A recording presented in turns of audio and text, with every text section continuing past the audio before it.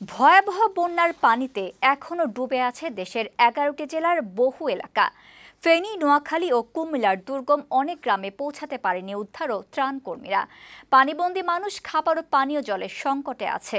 অনেক এলাকায় পানি কমে যাওয়ায় দুর্ভোগ বেড়েছে। সড়ক যোগাযোগ বিচ্ছিন্ন, তার সাথে পানি কমে যাওয়ায় নৌযান চলাচলও ব্যাহত হচ্ছে। পানিবন্দী প্রায় 9.5 লাখ মানুষ বিদ্যুৎ, মোবাইল ও ইন্টারনেট নেটওয়ার্কের বাইরে। বিস্তারিত জানাচ্ছেন ফাহিম মোনায়েম। উপর থেকে দেখা ফেনী জেলার বন্যার ভয়াবহ চিত্র। জনবহুল এসব এলাকা এখন শুধু অথই পানি স্থির হয়ে আছে।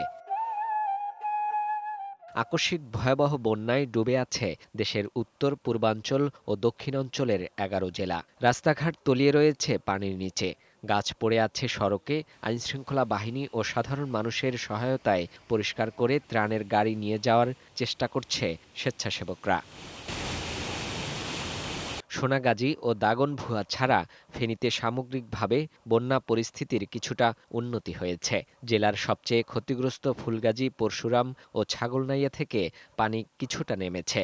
তবে নতুন করে আরও কয়েকটি ইউনিয়ন নিমজ্জিত হচ্ছে বলে জানিয়েছে ফেনী জেলা প্রশাসন। ফেনী সদর, ফুলগাজী ও সোনাগাজীর মানুষের ত্রাণের বেশি প্রয়োজন। এই জেলার 6 লাখ মানুষ বিভিন্ন এলাকায় পানিবন্দী রয়েছে। এ পর্যন্ত 30,000 মানুষকে উদ্ধার করা হয়েছে। বহু মানুষ বাসাবাড়ির ছাদ, উঁচু রাস্তায় ও আশ্রয়কেন্দ্রে ঠাঁই নিয়েছে। খাবার ও পানির তীব্র সংকটে আছে তারা। বানের জলে তলিয়ে আছে নোয়াখালী সদর, বেগমগঞ্জ ও সোনাইমুড়ি সহ 7 উপজেলার বিস্তীর্ণ এলাকা। দুর্গত এলাকায় 20 লাখ মানুষ পানিবন্দী। যোগাযোগ বিচ্ছিন্ন, বিদ্যুৎ ও ইন্টারনেট না থাকায় অসহায় অবস্থায় বন্যা কবলিত এলাকার মানুষ।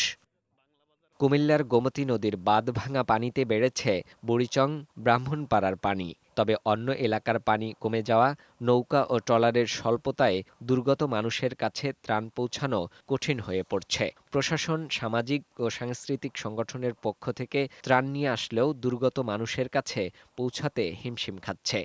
এখনো জেলায় 7.5 লাখ মানুষ পানিবন্দী আছে। ঢাকা-চট্টগ্রাম মহাসড়কে আজকের অবস্থাও আগের মতো। সড়কে আটকে আছে ত্রাণবাহী যানবাহন। সহায়তা পৌঁছাতে বেগ পেতে হচ্ছে সহায়তাকারী সংগঠনগুলোকে। কক্সবাজারের রামু, সদর, চকরিয়া ও ঈদগাঁওতে বন্যার পানি কমতে শুরু করেছে। এতে ধীরে ধীরে স্পষ্ট হচ্ছে বন্যার ক্ষতচিহ্ন। পানি কমায় বাড়িতে ফিরতে শুরু করেছে মানুষ। তবে পানিতে ভেসে গেছে বিভিন্ন সামগ্রী, ভেঙেছে ঘর, নষ্ট হয়ে গেছে আসবাবপত্র। ফাহিম মোনায়েম, বৈশাখী সংবাদ।